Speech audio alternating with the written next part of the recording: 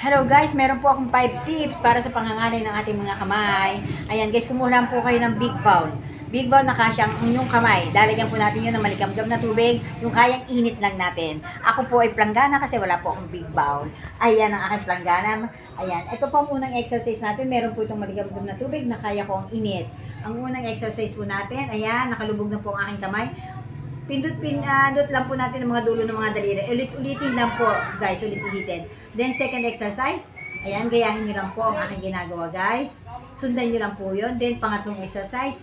Itihaya po ng ating kamay. At yung kaya po ang init, guys, ha. Tapos, nakalubog po ang mga kamay sa mainit, sa maligamgam na tubig. Then, ang pang-apat na exercise, kumuha po kayo ng bimpo or piece of cloth. Ayan. Then, squeeze lang natin ganun habang nakalubog again sa maligamgam na tubig. Then, pang-limang exercise, kunin si cloth, piga.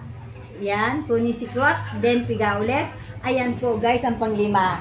Ulit-ulitin nyo lang po, in both hands po, in both hands. Yun lamang, guys. Sana po may natutunan kayo.